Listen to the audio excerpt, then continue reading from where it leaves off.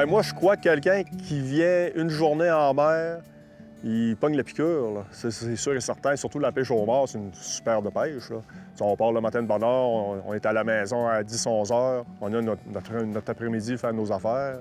Tu sais, tu peux pas demander mieux, là, je crois, là, comme métier, là. Hein?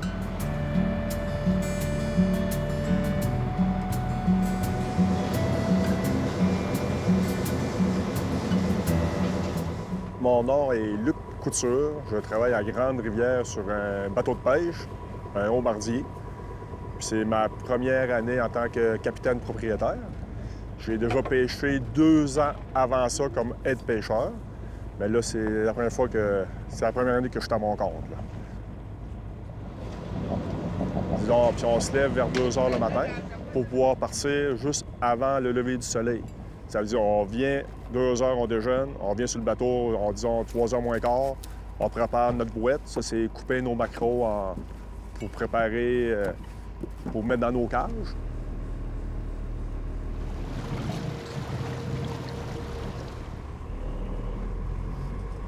Bien, on part au lever du soleil parce que le vent, normalement, se lève vers 8, 9, 10 heures. C'est dans les heures qu'on termine pour éviter le vent.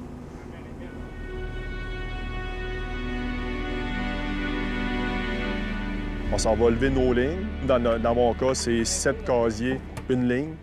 Puis on a 37 lignes de 7 casiers, ce qui fait 235 casiers. Puis on lève toutes nos lignes une après l'autre. On lève les lignes, on enlève le vieux maquereau, on met du nouveau maquereau, on vide l'homard, on mesure l'homard. S'il y a des femelles levées, ils sont rejetés à l'eau. Les homards tout petits, c'est la même chose, c'est rejeté à l'eau. Et les gros homards, c'est pareil. On a des mesures à respecter.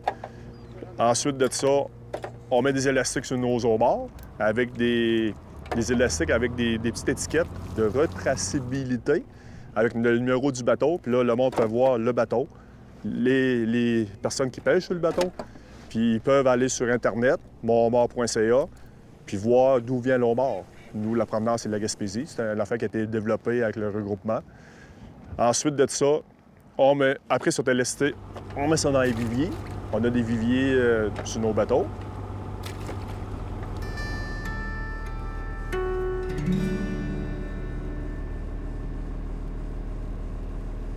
Nous, on pêche, c'est 7 sur 7. La saison commence cette année, on a commencé, je pense, le 2 mai. Puis on termine... on pêche environ 70 jours. Plus qu'on pêche, selon moi, plus qu'on devient endurant, plus qu'on connaît le métier aussi, puis on force moins pour rien, là. Mais c'est quand même un travail physique.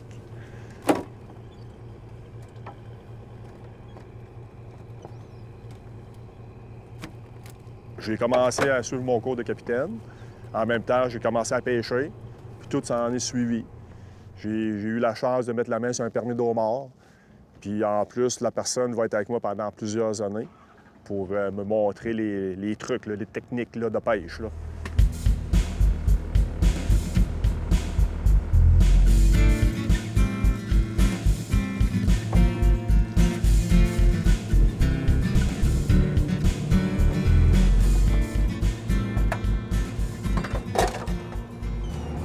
Pourquoi vous avez décidé de vendre? Bien, on rentre dans l'âge, puis c'est le temps de modérer, plus de responsabilités. Puis, en fin de compte, j'ai pogné un bon capitaine. Bien, c'est sûr, quand il fait beau comme aujourd'hui, c'est fantastique, là. C'est pas trop chaud, pas trop froid. Il n'y a pas de vent. C'est le fun, des belles journées ensoleillées comme aujourd'hui, là, c'est fantastique, là. Tu peux pas demander mieux, là.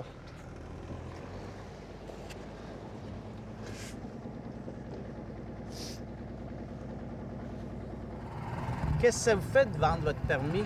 Bien, c'est normal, ça fait de la peine, du temps pêché. Mais là, c'est moins pire, vu que je suis à bord. C'est beaucoup moins pire. Il me laisse chauffer le bateau encore. Je monte en même temps. Là, c'est tout moins pire.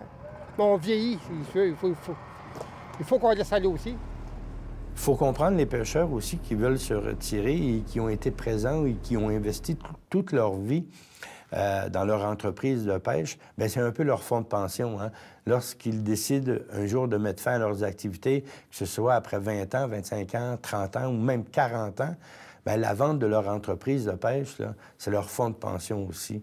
Puis ça, on ne peut pas leur en vouloir parce qu'ils ont contribué à faire en sorte que la pêche a été bonne, puis que si la valeur des permis puis des entreprises est rendue à ce niveau-là aujourd'hui, bien, je pense qu'il y a une bonne part du mérite qui revient à ceux qui sont là ou encore à ceux qui quittent.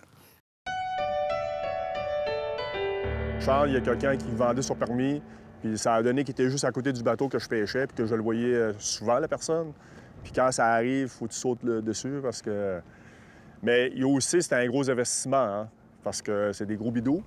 La valeur de ces permis-là dépend aussi selon le nombre de casiers dont on dispose, mais surtout la quantité moyenne annuelle qu'on débarque, qui est en forte hausse, qui a triplé depuis 2011. Donc, oui, c'est normal d'observer que des permis de homard puissent se vendre entre 800 000 $ et même jusqu'à près de 2 millions de dollars pour un seul permis de pêche au homard. C'est quand même... Du jamais vu. Du jamais vu.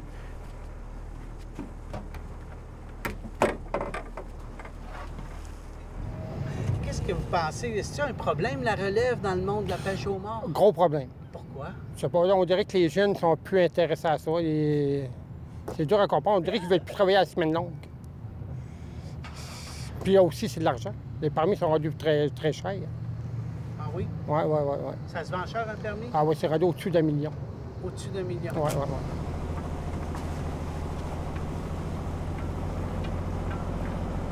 Quelle est la moyenne d'âge des pêcheurs de homard en Gaspésie? Sais-tu que je serais embêté de te le dire, mais ça devrait... Les capitaines propriétaires, c'est autour de 55 ans. Mais là, il y a des jeunes depuis, je dirais... juste en 2018, on en a rentré... il y a eu 14 transferts avec l'aide du programme qu'on a mis en place, là. Sur les 14 transferts, il y en a 12 qui se sont qualifiés pour le programme. Alors, il y en a eu 14 quand même. Alors ça vient réduire la moyenne d'âge, diminuer l'âge. Donc, d'après moi, elle devrait être autour de 50, 48 à 50 ans.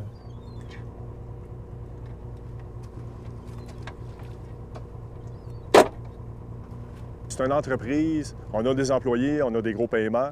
Ça prend des grosses rentrées d'homard, c'est sûr, ça prend un bon prix. Comme moi, tu vois, là, j'ai fait financer ça sur 14 ans. Puis ça me prend vraiment des grosses rentrées d'homard.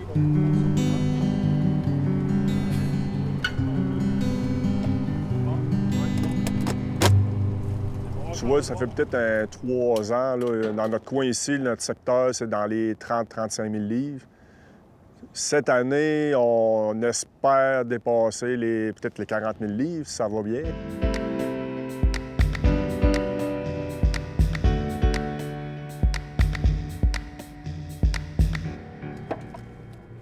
Là, on a une moyenne de 7 $ la livre. C'est excellent. Moi, je suis satisfait, là.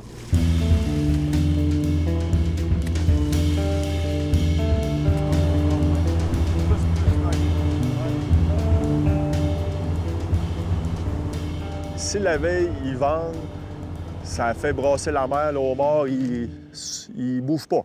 T'sais, il va pas à la chasse, là, il va pas manger, là, il va rester dans son coin, il va attendre que ça se calme. Souvent, c'est les tout-petits qui vont aller s'amuser pour rentrer dans le local, mais les tout-petits, ils sont pas bons, on les rejette à l'eau. Les gros, ils attendent quand c'est plus calme, là, ils vont manger dans nos cages. OK, vous le voyez, vous? Oui, on voit la différence. Oui, absolument. Les journées suivantes du gros vent, il y a des petits homards.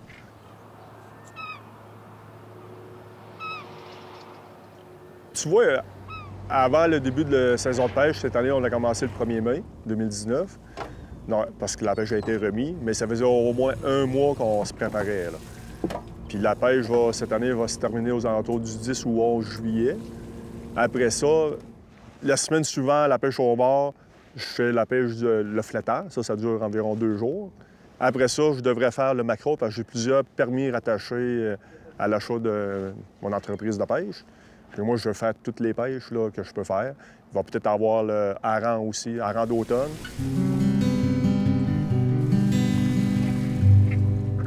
Ah, je vis un rêve, c'est sûr, là.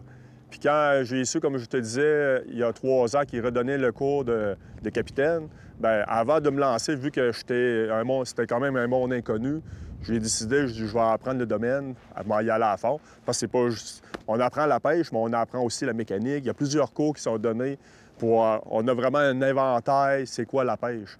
Puis c'est ça, moi, avant d'embarquer sur un bateau et être capitaine, je voulais tout apprendre. Tu sais, c'était comme un cours rapide de 2 ans, mais au moins, tu apprends un large éventail sur la pêche.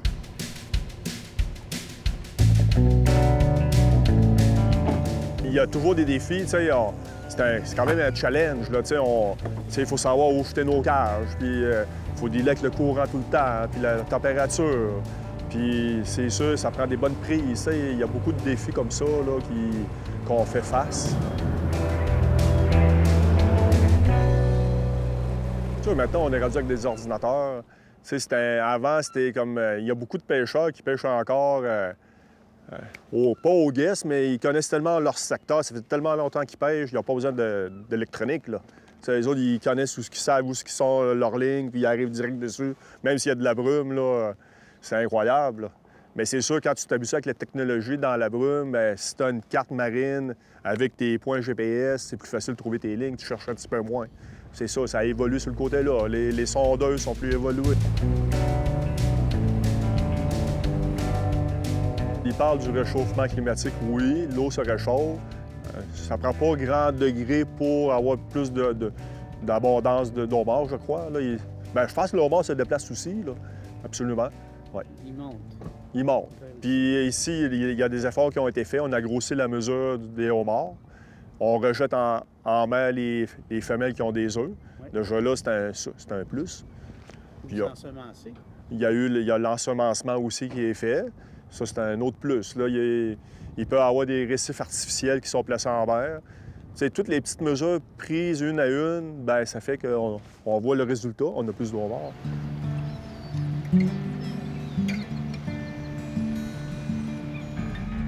On a du goéland dans le quai à matin. Ah. La pêche au homard en Gaspésie est bien importante, ça va bien, pas de problème. Mais les jeunes, il faudrait bien qu'ils s'intéressent à la pêche beaucoup. On n'a pas de relève, ça en prendrait beaucoup. Avez-vous peur qu'on perde cette tradition-là? C'est parti pour ça. C'est parti pour ça, parce qu'il n'y a plus de relève. S'il n'y a plus de relève, c'est qui vont prendre pour pêcher?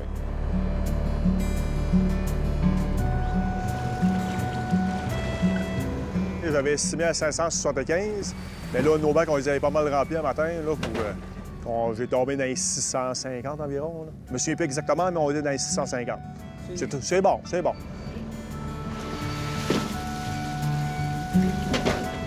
Moi, je crois que dans les années futures, ça va aller en augmentant. C'est certain.